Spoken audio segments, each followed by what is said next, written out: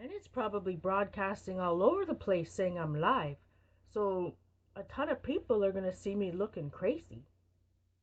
It was 30 megabytes or MB.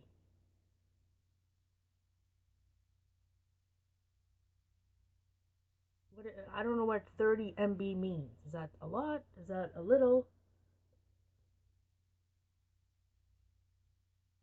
I don't know how much Simon has. You'd think that he'd have a ton of data because he's constantly using data on the while he's on the GO train and stuff.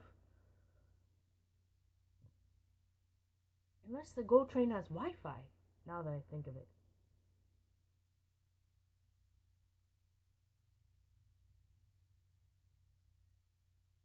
there are 1,000 megabytes in a gig, but so data wise, data plan usage is 30 megabytes a lot.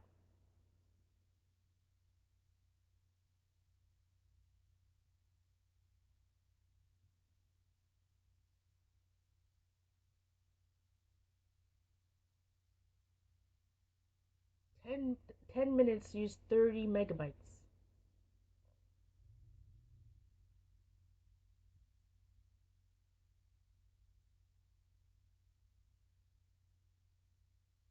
I don't think there's unlimited, that's for sure. Well, what is a normal data plan? How much data do you buy? I don't know. Simon pays for cable, internet. Simon pays for cable, internet, the phone. I pay the rent, and he pays everything else, pretty much. To download a song that's 5 megabytes? I don't think we would have unlimited. Do they? They might not even have unlimited in Canada. I mean, this is, because there's not so much phone competition. There's not as much competition, right? So we have Bell, and I know every plan is different. So that's what I mean. See, Jess says the same thing. I don't. I don't think there was. I don't think you can get unlimited.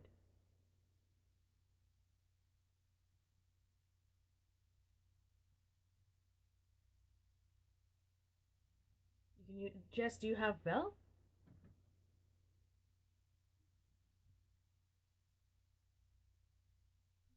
Although maybe when I go to the States and use data, when I go to the US and use data, it's more roaming fees, not data. And anyone else coming in, I didn't expect to be on camera. I didn't expect to leave the house today. Never mind be on camera. So, you're getting what you get here.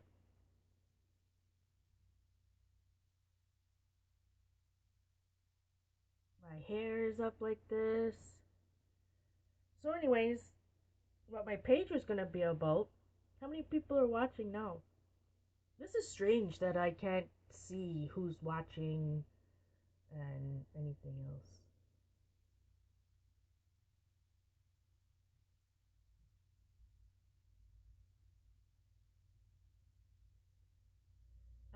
I've tried everything. I've rebooted the thing. I tried running tests. I tried stopping recordings on my cable box if that's what the problem was. And I've done everything. So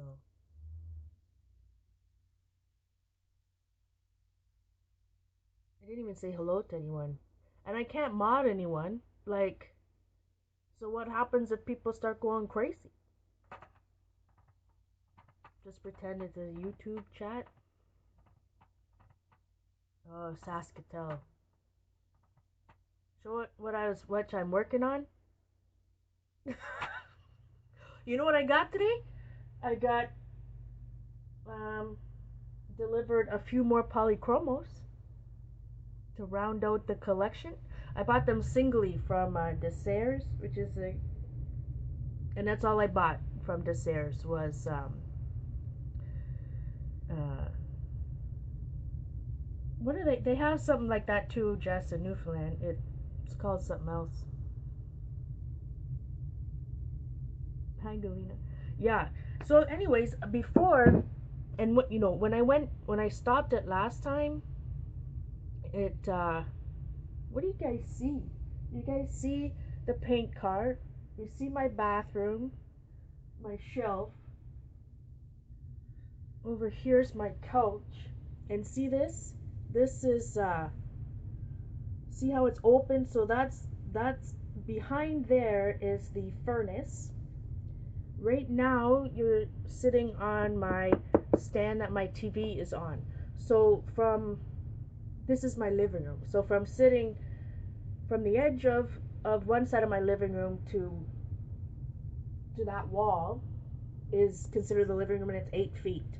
If you see up here, can you see? Let me see what you see. It's hard to tell. Right now, up in the living room, the ceiling is 7 feet, but where the you see where my bathroom is, like even the where the molding is, he had to cut the door down and the molding because it's only 6 feet under there. It's on my video list. Oh my gosh, I thought it would stay private. Oh boy. Coloring. What did I do this week? I swatched my polychromos. Uh, I think all I colored was. It's tiny, tiny, tiny. Hey, Di. All colored was in this happiness book. Are things backwards? Do you see that right side?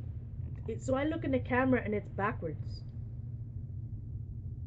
Does anyone know if Jean got her markers out from? That's all I see.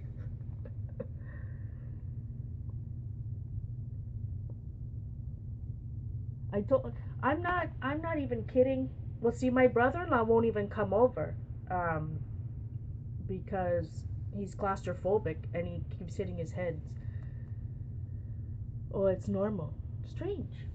Yeah, so on the other side through so there's my bathroom. You can't even see it. My bathroom and my kitchen is that way. My art room is right there, and my bedroom's beside it. Hey Marion, good to see you. Oh, the Crayola Jean's Crayolas were in the freezing. So yeah. Anyways, in this, all I did was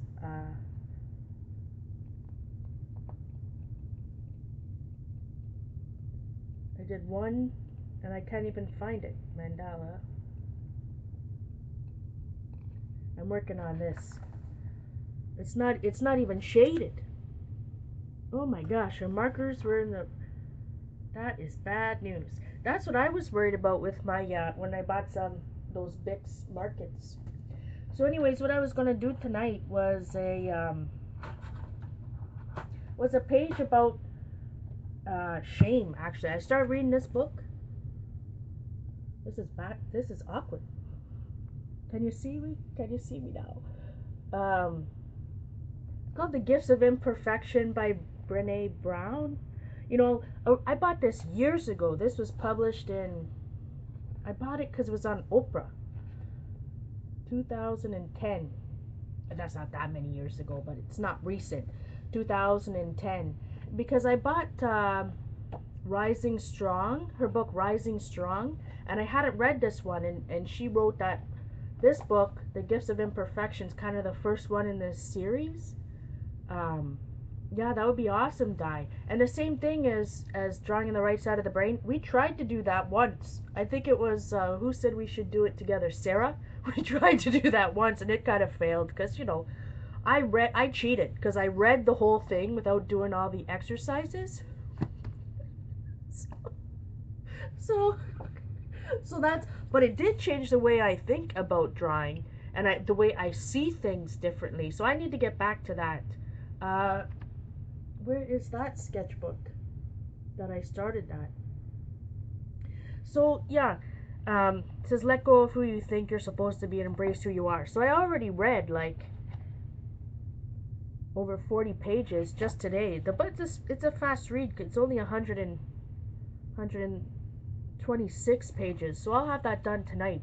But it was interesting when it talks about shame. So of course you guys know that I have bipolar 2, that I have seasonal affective disorder, I suffer from general anxiety disorder, all these diagnoses.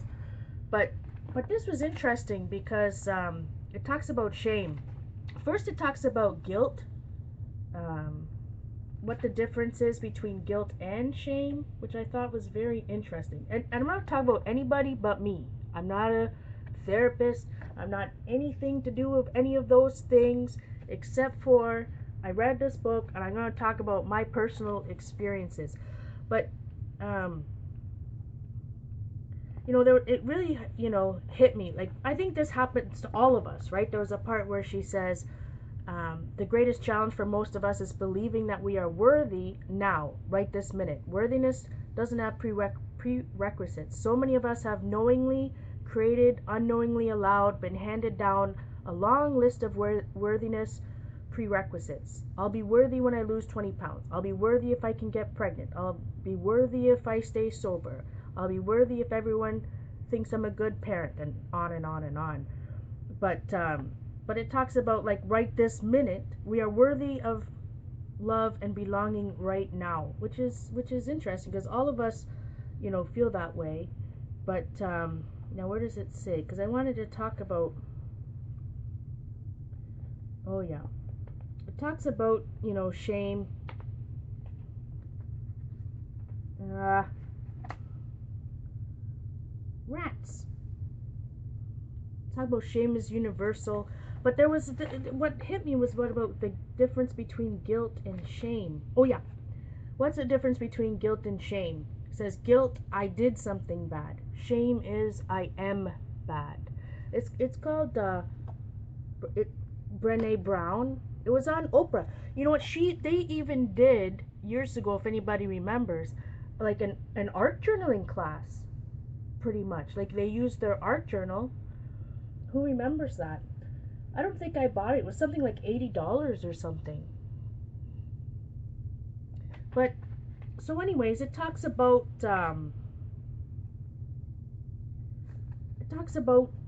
you know if you don't share what's going on, then you'll never get better.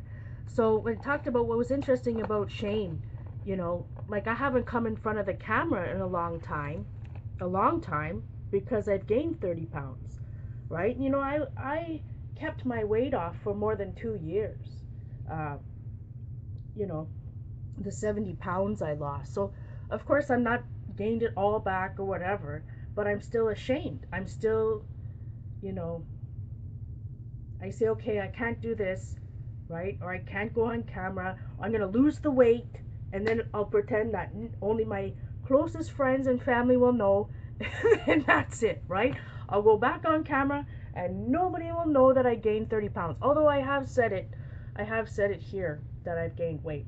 And I mean, I can blame this new medication I'm on, which may not be a factor, but the reality is I'm not doing what I know I can do and need to do to be healthy.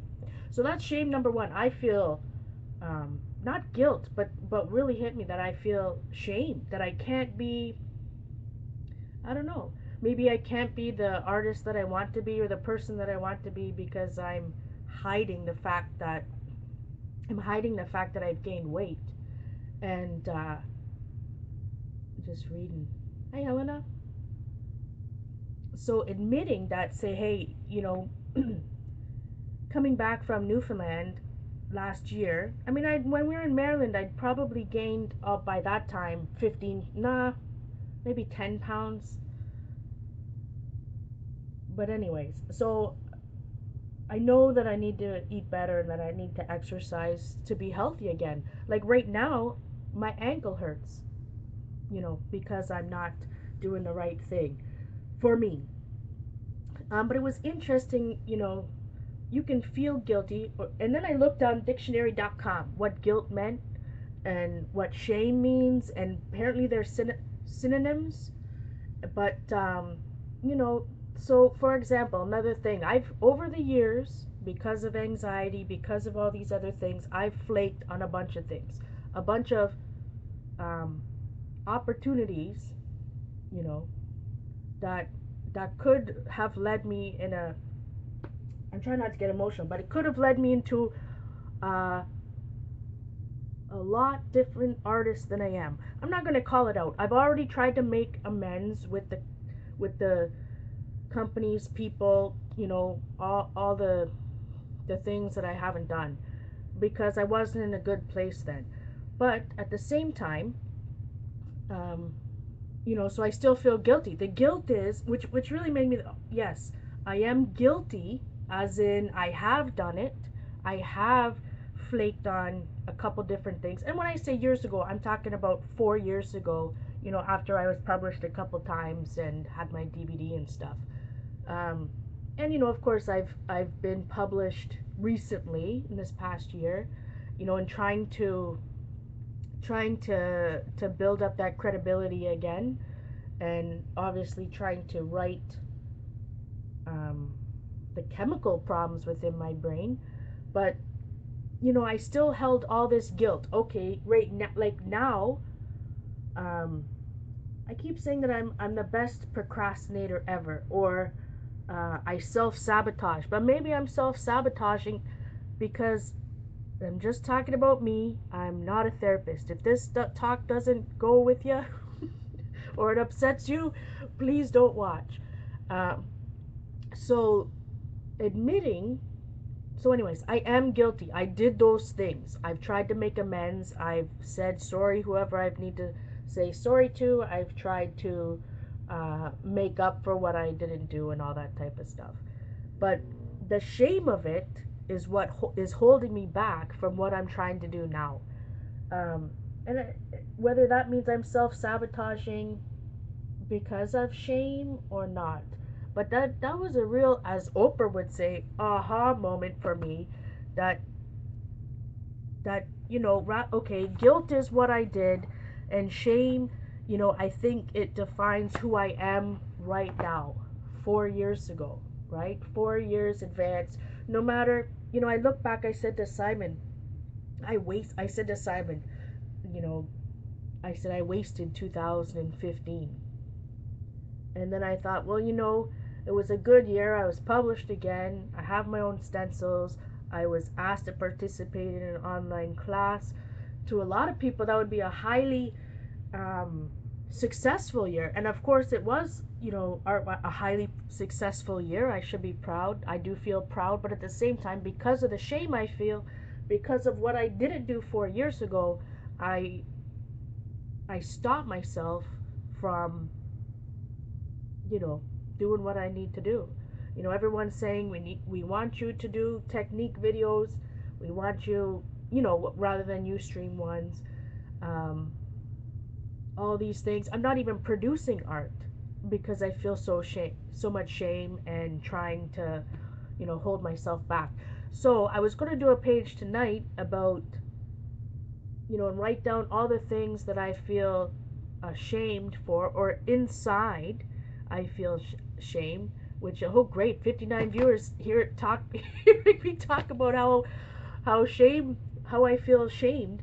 But I'm looking at my art room now. But it's the truth. Just because I have these chemical things going on in my brain, which I'm working out, doesn't mean there isn't still other things that are going on that I obviously need to work out or let go. Right? I need to say, okay, that was in my past. This is just for me. I'm not a therapist. Don't, you know I'm not a therapist. That's why this is self-help. I'm trying to do the self-help. But so this book, I'm like I said, I'm halfway through. And I really kind of hit me that because it says that everybody feels some type of shame, but we all keep it inside. So to, you know cultivate belonging, love, and a better sense of community, I need to share exactly what's going on. Now, I'm not going to tell you exactly which companies or people or whatever that I burned bridges with or I flaked on, because this past year I didn't flake on the magazine. I didn't flake on cloth, paper, scissors. I didn't flake, with my stencils. I didn't flake um, with the Creative Jumpstart class. So why why why am I still holding on to that shame rather than um, rather than saying, hey, everything's going great now, just continue that process. So that's what I'm trying to work through. And my art journal page tonight was um, going to write some of those things down, things that deep inside I feel ashamed about, that I've never told anybody. Well, I've told a few people, but I've never publicly announced. You know, I think a lot of people, I think a lot of people. Anyways, I feel so much shame that I could have been. You're right. Rather than saying, okay, I'm back on a um, back on the right track. In my mind, I keep going, what could have been, where I could be now. So I need to, that's why I need some self help to, to figure out how I can get rid of this shame, how I can work through that stuff, so I can let go of these self sabotaging ways. So I was going to do a page tonight about writing down all the things that I feel shame about, and of course covering it up. Now I do that all the time, whether I do um, what Julia Cameron calls morning pages. So whether I'm ranting or gratitude, whatever, I do a lot of that in my art journal. You guys have seen that, and then I cover it up. But I really need to own the mistakes that I did 4 years ago, but at the same time remember or realize that right now is different. Right now, it's different. How am I going to say, how do I want to say this? So in 2050, I need to keep up the momentum. I need to forget that what happened 4 years ago to put me off whatever track I thought I should have been on, and stop feeling ashamed that I'm not who I could have been without flaking those things, because regardless if it was 4 years ago or now, I still am the same person with the same talent. And I put that in quotes because I still have the same things to offer now that I did, you know when I was published the first two times in Art Journey magazine and had my DVD. And even a lot of the people that are new here don't know um, that I was that 4 years ago I was published a lot in multiple magazines, and like I said, DVD.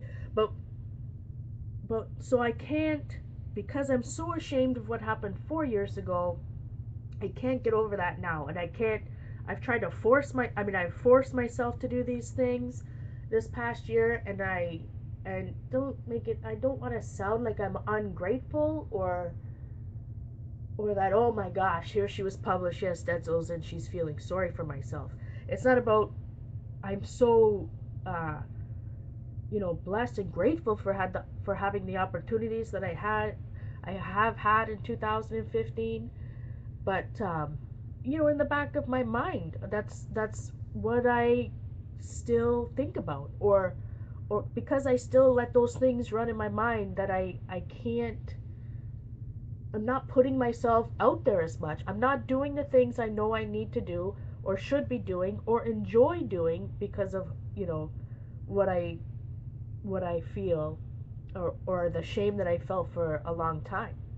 And I think that's part of the reason why I haven't worked either, right? I feel so ashamed that the plant shut down, that I lost my job. Oh, still crying, already crying. Even though it wasn't my fault,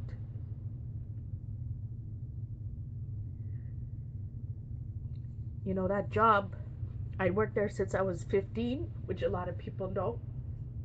My father worked there for 38 years and retired. And I was so committed to that company. And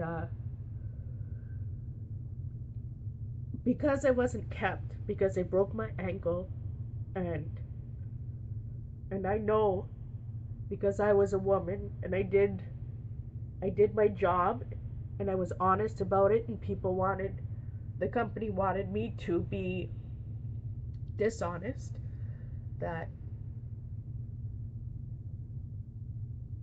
that's stopping me right now from working. So, between that and gaining weight and the things that happened, the flaking that I did 4 years ago, and I don't want, I'm not saying this to get sympathy, or I'm not the type that ever talks about these things because I don't want sympathy. It's not about, oh, Paula, I'm so sorry for you. It's about me sharing what's going on to hopefully maybe get insight from others or to help others realize that they're not alone or whatever, right? Um, so yeah. And speaking of divorce, I mean, I was married and divorced by 25. So that's another thing I feel ashamed of, or ashamed that I've never had children. I mean, we can go on and on, right? But so I'm going to try to read through this book and some of the other ones that I've got. I have 3 of her books now.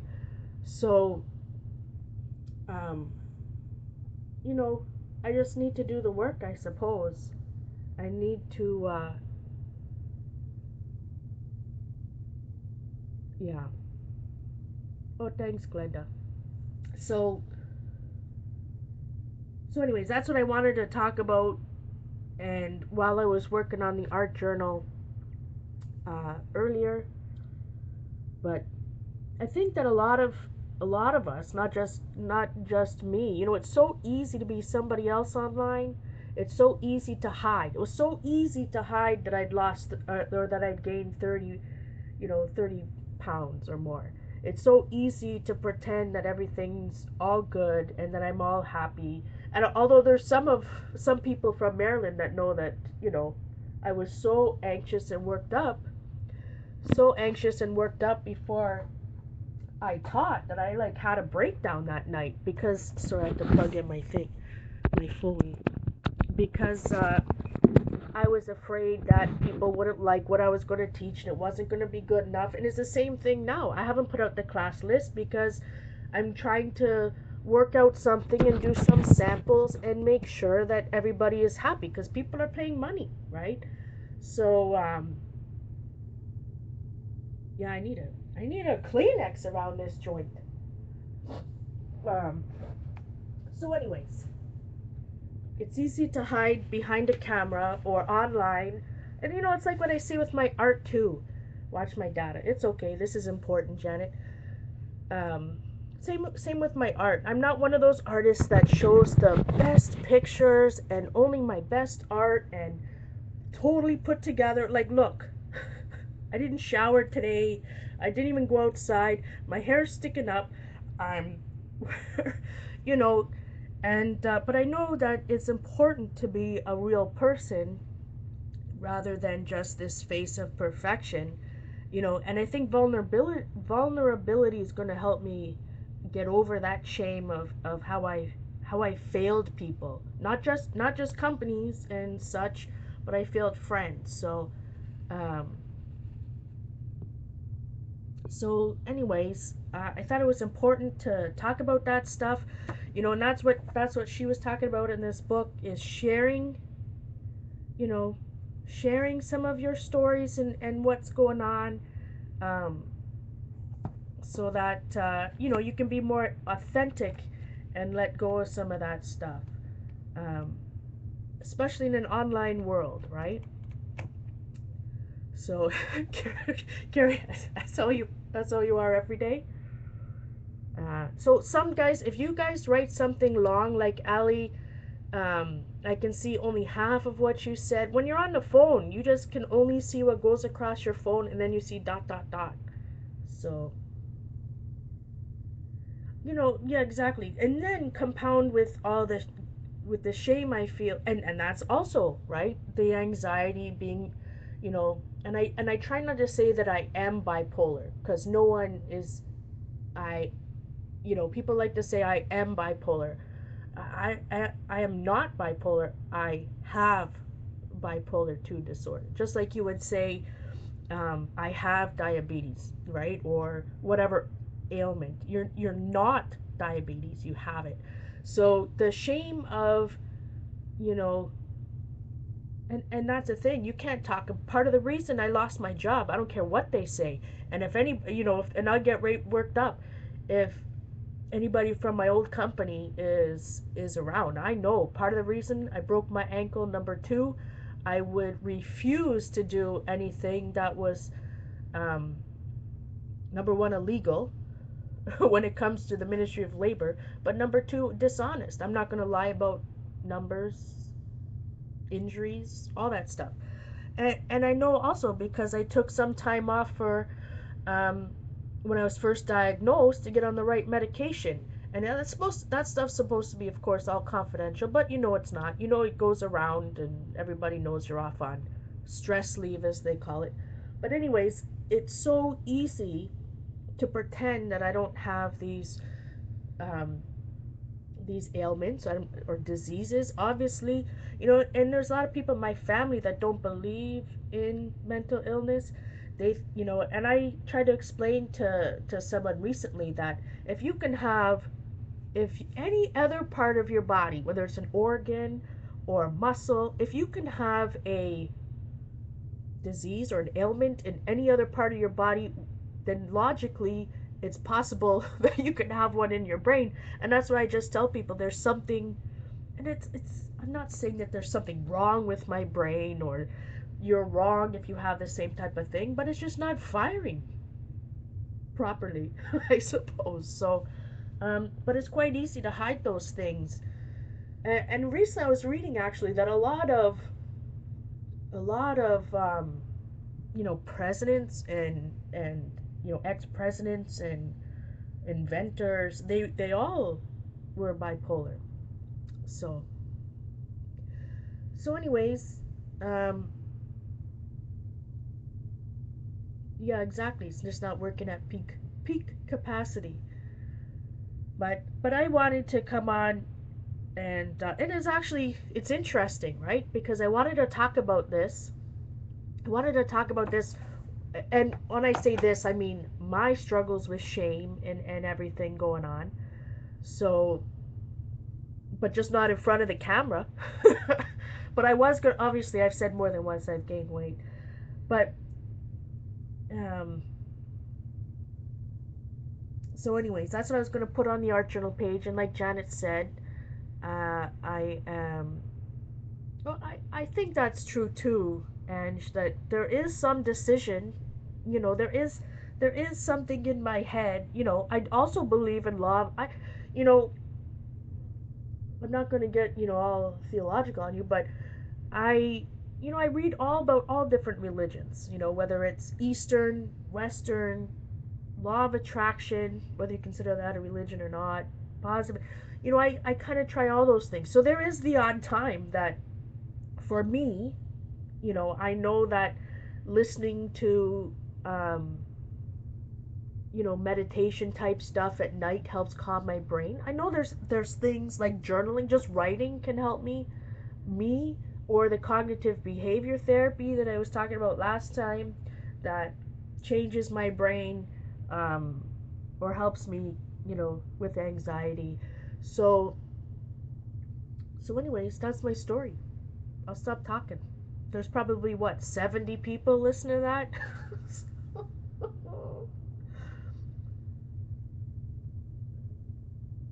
So that's it.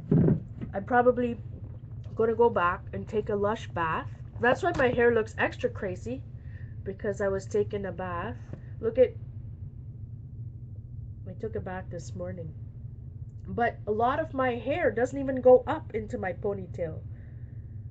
So, oh no, it's for sure not easy. None of this stuff is easy. Hey Terry, hey Sandy. I know I didn't say hello to anyone, because it's a limited chat. I can only limited. I can hardly see the chat. So, yeah. But I've been, religiously taking my medication, and I guess that's, for me over the years, the hardest part is staying on the medication.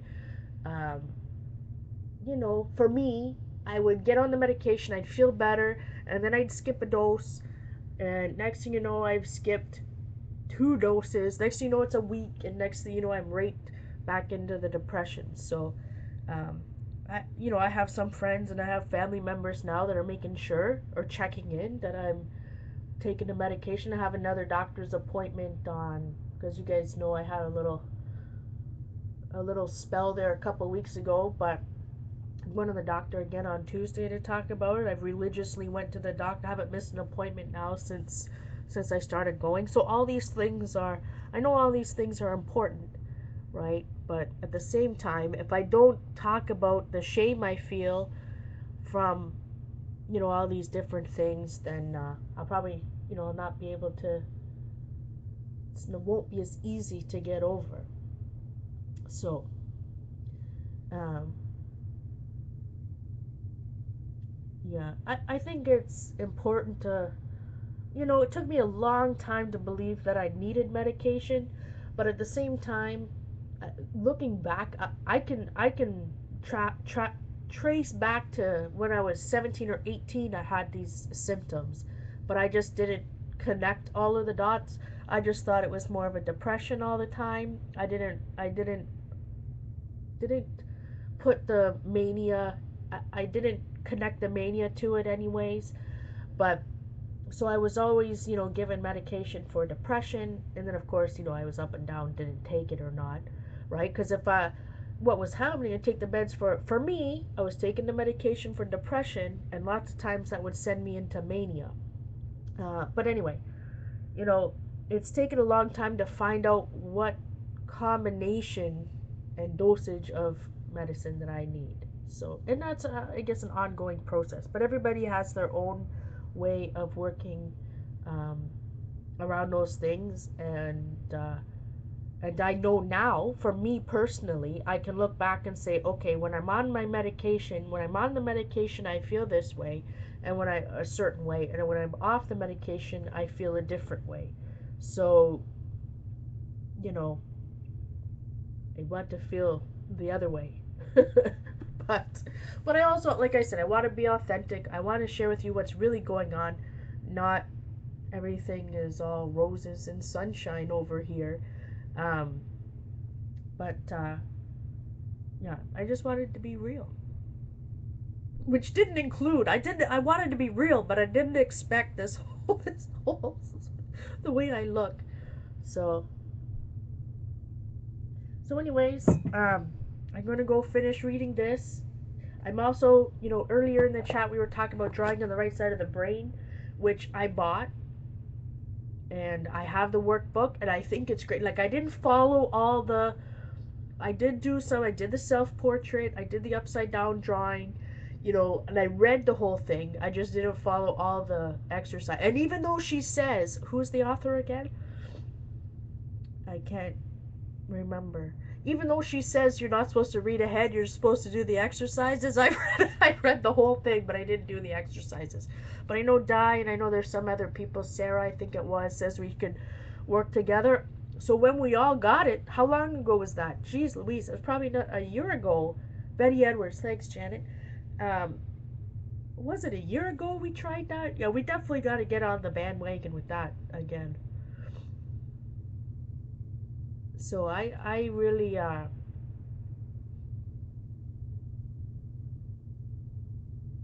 want to get back on, because drawing. One of my goals, one of the things I'm trying to do with my goal setting and whatnot is deciding. Especially, I'm unemployed right now, and don't drop it in the bath. I won't drop it in the bath. Uh, Now I forgot what I was saying. You guys sidetracked me. Oh, I'm trying to think of what I'm not employed, but what do I want to do every day? What and force myself to do it. And that's what for me, what I'm doing with cognitive behavior therapy. But and one of the things is I want to draw something every day. There's no reason why I can't draw something every day for me, right? Because I don't have children, I don't have a job. That's it, right? Um, so there's no excuse. Truly, there's no excuse from I should be uploading a video to YouTube every day, I I shouldn't say should be. I could be. I could be, you know, as one of our friends, we won't mention any names, sit in my art room. What I should be doing, as Dee Dee likes to say, sit my butt in the chair and work. But so one of the things is I want to draw something every day. I want to go back to, if you guys remember, I guess it was a year ago. I guess it was last February. I filled two whole journals, uh, practicing watercolor, just all watercolor, just not even having any books, just taking it and slapping it down and trying. Um, so it was a really interesting read, especially when it came to, there was one section where it talks about a lot of people draw, especially with faces, which kind of changed my whole thought about it. They said that you kind of stop drawing at a certain time, and she said, picture yourself drawing a house. Can you remember when you were a kid and how you drew a house? And I said, oh yes. I had a certain way to draw the tree. The tree had to have a hole in it. The sun was only on an only in the corner. Long one, short one, long one, short one. Like, and she talks about how you think you're supposed to draw, but in your mind, so the way your mind thinks it sees something and what it really sees, is different. So it talks about drawing faces, and oh, I wish I had that one journal. I had this one journal that showed I drew my face, or what I thought was my face, and Simon, and Simon looked like him, and I looked like something I drew back in 8th grade. But that's what she talks about, is how you know you kind of stop at a certain point, and when you start drawing faces again, you remember. You not remember, but you're going by what you the last the last I'm going to show you. I'm going to show you when I find that book. But it's really really interesting that how you used to draw a face when you were a kid, that's how I still tried to draw a face, certain eyes, certain way, because that's what you think it is. So it blew my mind. It changed, literally changed the way I look at things now, even though I didn't do all the exercises, and even though I didn't finish it. So that's something else I want to do. Watercolor, um, art wise, I want to do a Midori art journal page. I did that last year for January and February, and yeah, exactly, Janet. Thus is drawing on the right side of you know, your left logical side and your right creative side. But I want to do all these things, and now it's just putting myself on some accountability, giving myself, what's the right word I'm trying to say? Holding myself accountable for doing those things. So, well, same, yeah, it just changes your mind. But so you know, I'm a type of learner that learns through reading, which is why I buy and read a lot of books. And sometimes, like I said, I've had this one for 5 years, since Oprah had it on her show. I mean, or maybe it was on the OWN network. I think it was when she still had her show. And I bought her new book. I bought her new book without reading the other two I already have. So, um, so anyways, that's what I'm going to do tonight. That's what I'm going to take notes and read about and move forward. That's all we can do, right? Maybe the next time you see me face to face, I'll have something better to say. So, for the new people coming in, come, Bella. Come.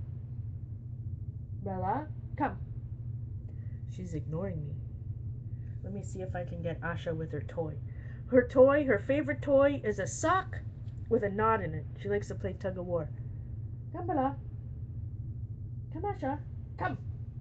Oh, they're both coming now. Come say hello. Come, Asha. Asha is very camera shy. Everyone always says, why do you take pictures of Bella and not Asha? Because I try to take picture of Asha and she runs away. Now she's in what we call her house, which is a dog bed under this chair we have.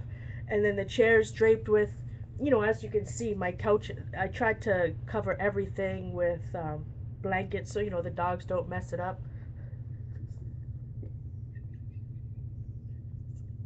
She's funny. Her being funny.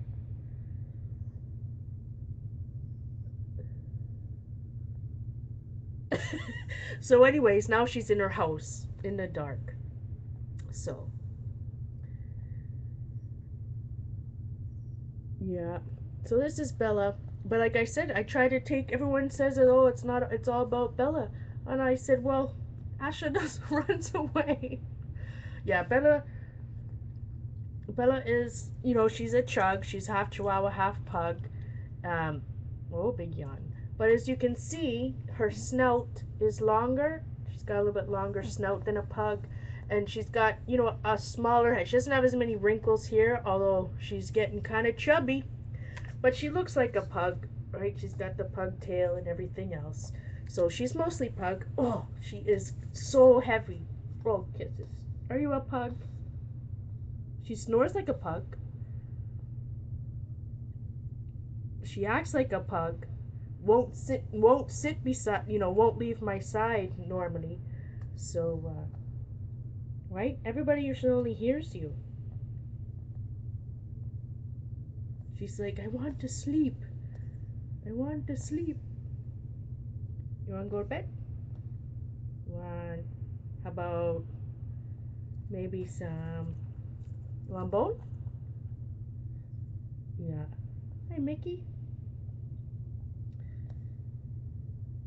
I think really the only part of Chihuahua, her head, and that's why I have a hard time finding a harness for her. Cause look at her body, and look, and her neck is like so thin. So if, you get a harness that fits her body, but then she can back out of it because her head's so small. Why don't you look over there? Over here, look, look, say hello. And she's getting gray. Are you getting gray? You get some gray on your chin? She is not impressed. Not impressed. You gonna stay or go? Stay or go? Yawn. You gonna stay? You wanna go? How about you wanna go or stay? Oh, you think I heard something? She wants a bone now. Jean can knit a harness. Yeah. Yeah. Poor thing. Poor thing. I've tried everything. Oh, collars. No, forget about it. Forget about it.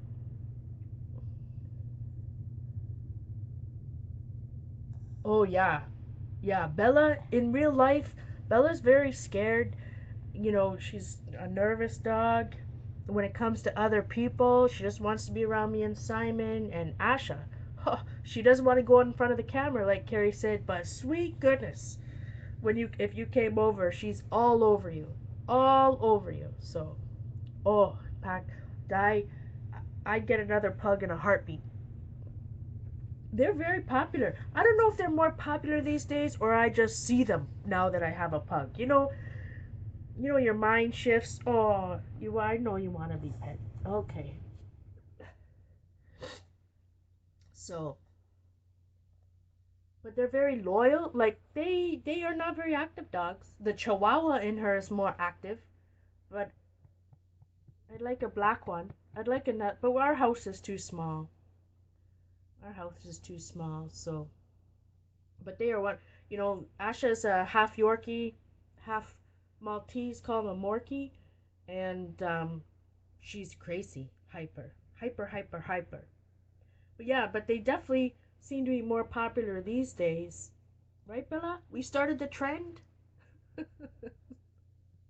She's 4 years old now. Oh, Ashley, you gonna come sing?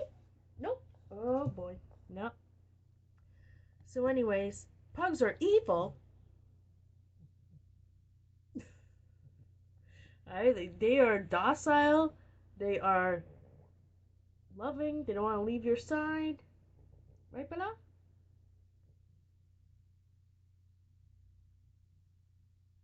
They just sit there like this with their ears back, face. Well, Jess, she does like to chew on stuff. She's ruined a few pillows. Hey, Jean. She's ruined a few pillows for sure. And glasses. And paint. Uh, what else have you bitten and chewed up? Oh, one of my Inktense pencils. It's like she's frozen. Yeah, she's just like, I'm hanging out. I just want to be pet.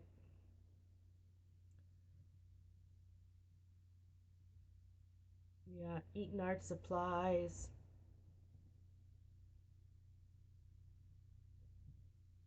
So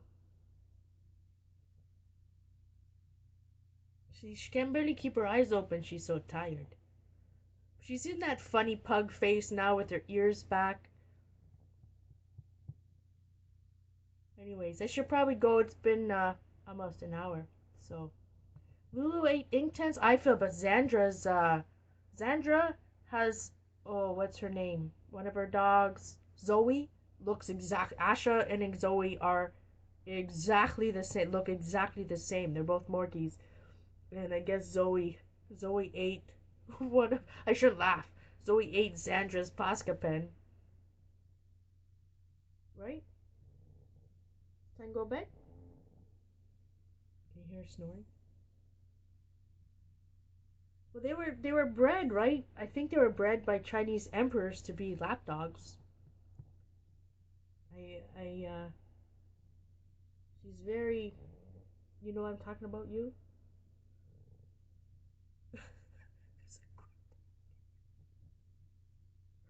You're too funny. You're funny.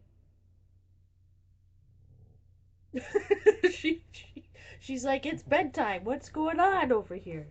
Where you wanna go? Where you wanna go? You want how about maybe you wanna go lay down? Oh. Anyways, that's it. That's it, right, Bella? We're done.